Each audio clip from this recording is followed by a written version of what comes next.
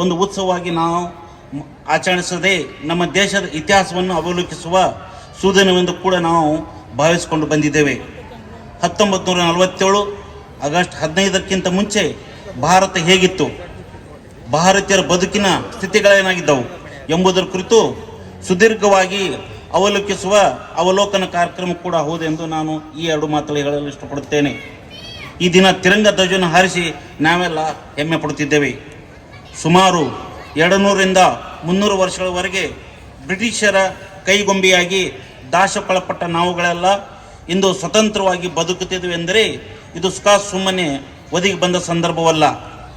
ಮಹಾತ್ಮ ಗಾಂಧೀಜಿಯವರ ದೇಶಭಕ್ತಿ, ಪ್ರಾಮಾಣಿಕತೆ, ತಾಳ್ಮೆ ಮತ್ತು ಸ್ವಯಂತೆ ಪ್ರತಿಫಲವಾಗಿ Lokmanya ball Gangadhar Tilak, Sardar Vallabhbhai Patel, Rani Chennamma, Sangolli Rayanna, Netaji Subhash Chandra Bose, Pandit Jawaharlal Nehru, Lala Lajpat Roy, Kasturba Gandhi, doctor BR Ambedkar ಅವರಂಥ ಅನೇಕ ಜನ ದೇಶಭಕ್ತರ ಹೋರಾಟ, ಶ್ರಮದ ಫಲವಾಗಿ ನಮಗೆ ಸ್ವತಂತ್ರ ಸಿಕ್ಕಿತು ಎಂದು ಮರೆಯಲಿಕ್ಕಾಗದ ಸಂಗತಿ. ಅನೇಕ ಸ್ವಾತಂತ್ರ್ಯ ಹೋರಾಟಗಾರರ ತ್ಯಾಗಕ್ಕೆ ಸಾಕ್ಷ್ಯದ ಸಂದರ್ಭ ಇದು. ಅವರೆಲ್ಲರ ತ್ಯಾಗ ಬಲಿದಾನವನ್ನು ಸ್ಮರಿಸುವ ಸುಸಂದರ್ಭ ದಿನವೇ ಈ 78ನೆಯ ಸ್ವಾತಂತ್ರ್ಯೋತ್ಸವವಾಗಿದೆ ಎಂದು ಹೇಳೋದೆ. ಈ ದೇಶ ವೀರ ಶೂರರ ಧೀರರ ದೇಶವಾಗಿದೆ.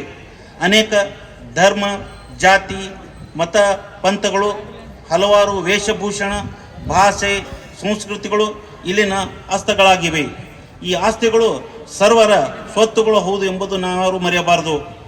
ಏ ಮೇರೆ ವತನ್ ಕಿ ಲೋಗೋ ಜರ ಆಂಖೋ ಮೇ ಬರ್ಲೋ ಪಾನಿ, ಜೋ ಶಹೀದ್ ಹುಯೆ ಉನ್ಕಿ ಜರ ಯಾದ ಕರ್ಲೋ ಕುರ್ಬಾನಿ ಎಂದು ಹೇಳುವ ಹೃದಯ ಸ್ಪರ್ಶಿ ಗೀತೆಯು ಇಂದು ನಮ್ಮ ವೀರ ಶೂರರ ತ್ಯಾಗ ಬಲಿದಾನ ಸ್ಮರಿಸುವ ಗೀತೆಯಾಗಿದೆ. ಇದರ ಫಲಶ್ರುತಿಯಾಗಿ ಭಾರತ ಇಂದು ಎಲ್ಲ ಕ್ಷೇತ್ರದಲ್ಲಿ ಪ್ರಗತಿಯನ್ನು ಸಾಧಿಸಿ ತನ್ನದೇ ಆದ ಅಸ್ತಿತ್ವವನ್ನು ಗಟ್ಟಿಯಾಗಿ ಉಳಿಸಿಕೊಳ್ಳುತ್ತಿದೆ. ವಿಜ್ಞಾನ, ತಂತ್ರಜ್ಞಾನ ಕ್ಷೇತ್ರದಲ್ಲಿ, ಕೃಷಿ, ಶಿಕ್ಷಣ, ನೀರಾವರಿ, ರಸ್ತೆ, ಉದ್ಯೋಗ, ಸಂಶೋಧನೆ ಹೀಗೆ ಅನೇಕ ಕ್ಷೇತ್ರಗಳಲ್ಲಿ ತನ್ನದೇ ಆದ ದಿಟ್ಟವಾದ ಗಟ್ಟಿಯಾದ ಸ್ಥಾನಮಾನ ಉಳಿಸಿಕೊಂಡು ಬರುತ್ತಿರುವುದು ಯಾತು ಸ್ಮರಣೀಯ.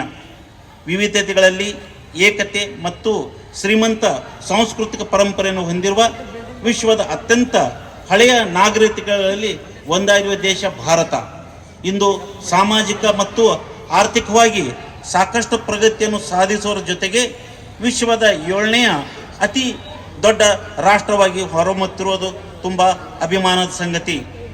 ಇದರ ಹಿಂದಿನ ಶಕ್ತಿಯಾಗಿ ಪ್ರತಿಯೊಬ್ಬ ಭಾರತೀಯ ಇದ್ದಿರೋದು ಹೆಮ್ಮೆಯ ಸರಿ. ದೇಶ ನನಗೇನು ಕೊಟ್ಟಿದೆ ಎನ್ನುವುದಕ್ಕಿಂತ ಈ ದೇಶಕ್ಕಾಗಿ ನಾನು ಏನೇನು ಕೊಟ್ಟಿದ್ದೇನೆ ಎಂದು ಯೋಚಿಸುವ ಕೋಟ್ಯಾನುಕೋಟ ಯುವ ಜನಾಂಗ ಇಂದು ಮುಂದೆ ಬರುತ್ತಿರುವುದು ಒದ್ದಡೆ ತುಂಬ ಸಂತೋಷವೆನಿಸಿದರೆ ಇನ್ನು ಮುಂದಡಿ ಹೆಜ್ಜೆಗಳನ್ನು ಇಡಬೇಕಾಗಿದೆ ಎಂಬ ಆತ್ಮಾವಲೋಕನ ಕೂಡ ಅಷ್ಟೇ ಮುಖ್ಯವಾಗಿದೆ.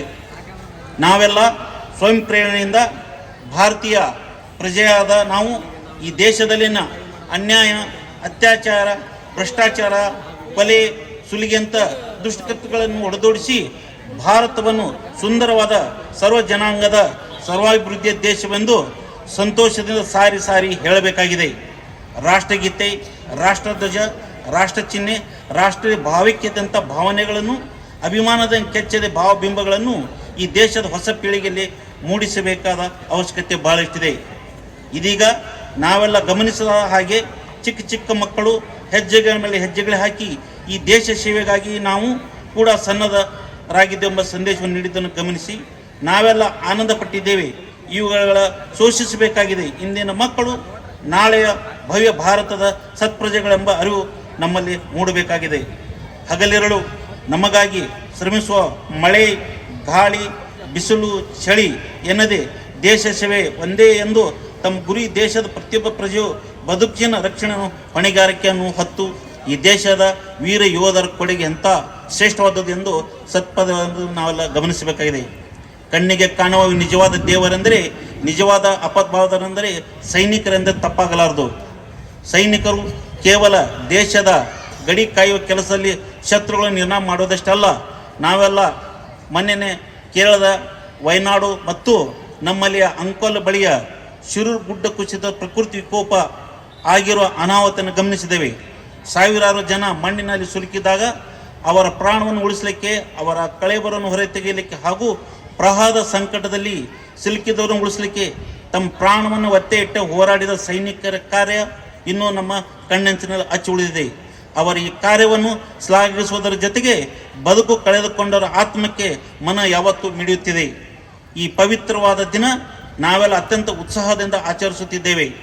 ಮುಳುಗಡೆ ಅಂತ ಹೃದಯ ಹಿಂಡುವ ಲಕ್ಷಣಗಳನ್ನು ನಾವೆಲ್ಲ ಅನುಭವಿಸಾದ್ದಕ್ಕೂ ಈ ಉತ್ಸವದ ಆಚರಣೆಗೆ, ಕ್ಷೇತ್ರದ ಪ್ರಗತಿಗೆ ನಾವೆಲ್ಲ ಜನಪ್ರತಿನಿಧಿಗಳು, ಅಧಿಕಾರಿ ವರ್ಗದವರು, ರೈತರು, ಯುವಕರು, ವಿದ್ಯಾರ್ಥಿಗಳು ಶ್ರಮಿಸುತ್ತಿರುವುದು ಯಾವತ್ತೂ ಮರೆಯಲಾಗದ ಸಂಗತಿ. ತಮ್ಮ ಈ ಕಾರ್ಯಕ್ಕೆ ಅನಂತ ಕೃತಜ್ಞತೆಗಳನ್ನು ಸಲ್ಲಿಸುತ್ತಾ ದೇಶದ ಪ್ರಗತಿಯಲ್ಲಿ ನಮ್ಮೆಲ್ಲರ ಹೆಜ್ಜೆಗಳಿರಲಿ ಎಂಬ ಆಶಾಭಾವನೆಯೊಂದಿಗೆ ಮತ್ತೊಮ್ಮೆ ತಮಗೆಲ್ಲರಿಗೂ 78ನೇ ಸ್ವಾತಂತ್ರ್ಯೋತ್ಸವದ ಶುಭಾಶಯಗಳನ್ನು ಸಲ್ಲಿಸಿ ನನ್ನ ಮಾತುಗಳನ್ನು ಧ್ವಜದಡಿಗೆ ಅರ್ಪಿಸುತ್ತೇನೆ. ಜೈ ಹಿಂದ್, ಜೈ ಕರ್ನಾಟಕ ಮಾತೆ.